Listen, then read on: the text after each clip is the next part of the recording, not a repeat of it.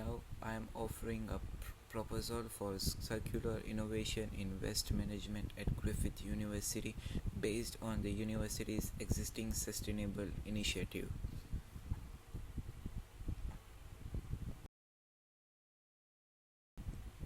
To really grasp the landscape of waste at Griffith University, we need to bear in mind the 5W1H framework.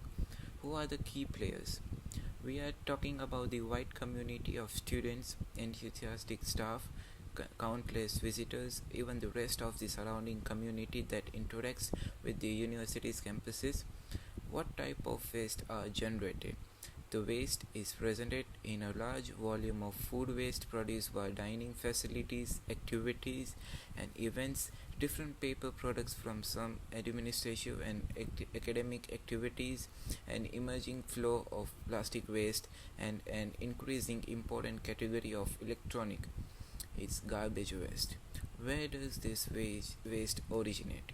In all of Griffith University's campuses and associated facilities. When is it generated?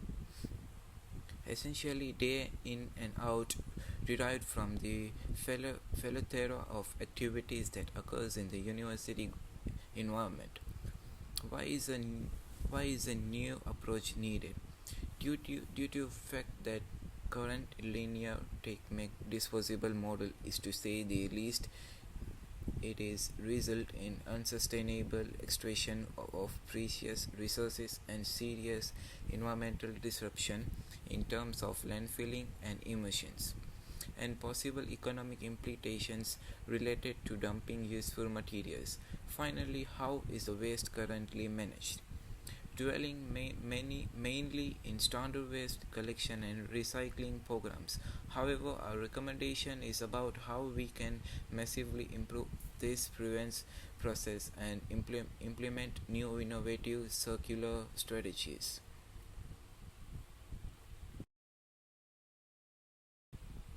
What are the problems and opportunities? The linear waste management process currently in practice at Griffith, like many institutions, have several major problems. Firstly, a substantial portion of the generated waste regrettably find its way in landfill. Academic illustrates in general, but especially critical those works that strongly uh, accumulate that the enormous environment footprints of landfill, including greenhouse gas emissions and the use of land.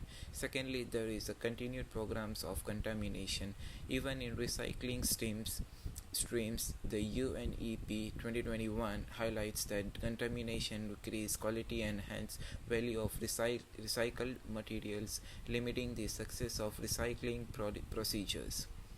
Third and half waste currently are not being underutilized. This is the inherent potential of waste being a value asset. Much of this disposed of material could be used again or converted. Finally, there are few closed loop systems operating within the university's existent practices, which is to say that we do not take full advantage of the capacity to default materials used at institute. Nonetheless, there are opportunities that are equally exciting. By adopting a circular economy agenda, Griffith University is positioned to effect serious cost saving in waste disposal to generally additional revenue under the guide of residual and proceed resources recovery, advances excellent sustainability governance and public standing management further, and actively involve in its student and workforce in advanced sustainability programming to promote a culture of sustainability as well as environmentally as well as a corporate among the students body and workforce.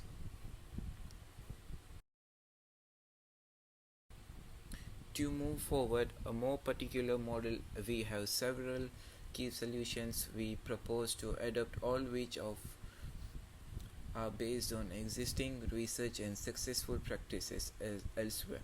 Firstly, far as food waste is concerned, we can install on-site anaerobic digestion or composting facilities. An investigation done by Tambon et al. 2020 presents feasibility and advantages of the campus-based anaerobic digestion, whereas food waste can be converted into valuable biogas for use in energy and fertile digestate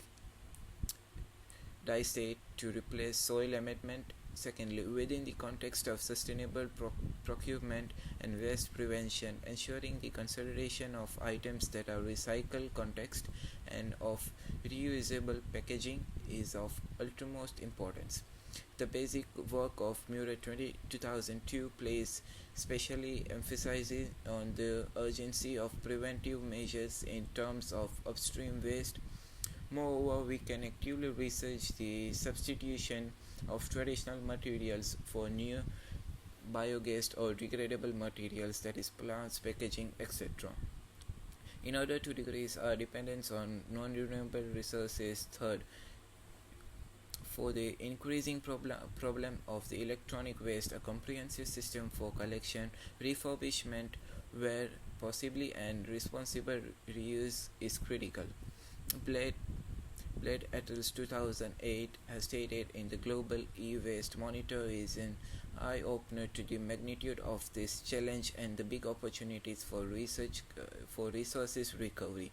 Finally, we can examine potential activities. Example may include new practices such as making packaging filler from shredded paper for internal use, or making use of recycled plastic in 3D printing labs or small infrastructure projects. Lacey and Ruthquist 2015 present interesting point regarding the economic and environmental benefits of these closed loop methods. Our proposed implementation will be phased strategically so an distribution of an resources be made and demonstrate successful achieved. Our short-term priority will be phase 1, and it will literally mean pilot program for food waste in high generation zones like student dining halls and cafes. Feasibility study will form part of this stage, encompasses a detailed feasibility study to determine the most suitable in-site composting or anaerobic digestion technology and infrastructure required. The midterm of priority is our phase 2, will involve the formulation and the introduction of a sustainable procurement policies to the entire university.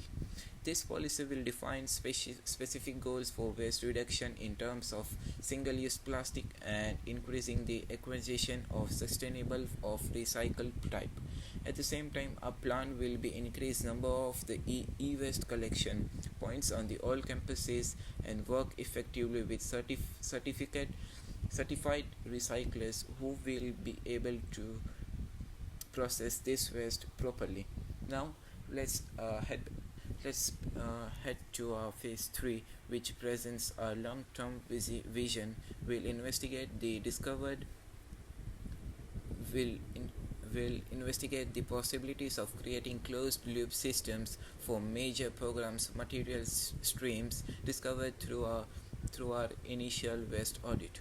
This will also look at the possible opportunities of using recycled sources in our infrastructure projects or incorporating recycled materials in research activities, which will also depend on the theme of the curricular in Griffith University.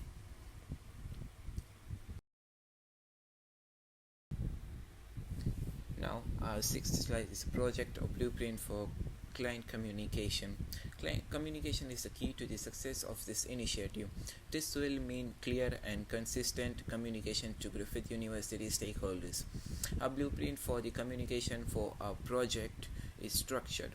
It starts with an initial consultant to learn deeply the specific waste management objectives of Griffith, the current constraints in play, current infrastructure, and what specific data constraints exist. In the aftermath of we will embark upon an extensive data collection and analysis phase, which will include an in-depth waste audit accurately quantitative the various waste streams and identify critical entry points where curricular interventions will have most profound effects. Next, we suggest a collaborative solution co-creation workshops where stakeholders such as student representatives from facilities, management and sustainability officers come together to think and collaborate to build upon possibly circular solutions in a roundtable capacity to ensure buy-in and diversity of views. This will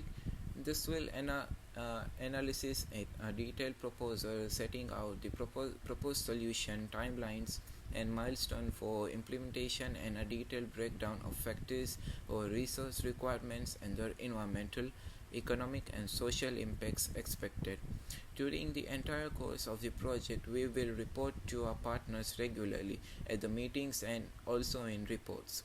We will ensure proactive management of any challenges issue while celebrating and any success being made. Lastly, after completion, we will carry out a careful impact assessment and reporting phase to rigorously measure the environmental, economical, and social impacts of achieved curricular innovations. Implementation providing quantitative data to support the value of our partnership. Now, visualization of potential impact. Griffith University can expect a plethora of positive effects upon the implementation of these curricular practices. Visually, we can express this in the alternative infographics.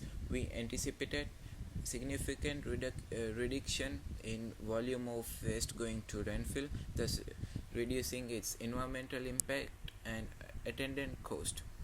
The application of anaerobic digestion may result in the potential production of biogas that may act as a renewable energy sources for use in campuses.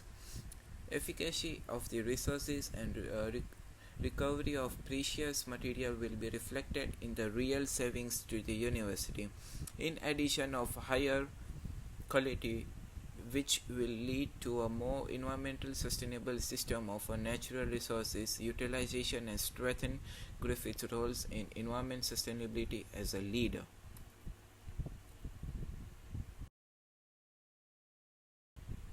Many thank you for your precious time and attention. I'm really excited about the potential that this curricular innovation approach can bring about and seriously make improvements in Griffith University waste management and ensure that the Griffith University will become a sustainable and resilient organization for its future and for a broader community in which Griffith University is operating.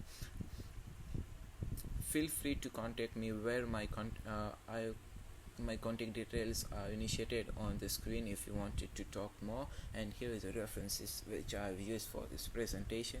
Thank you so much for your time. Have a good day.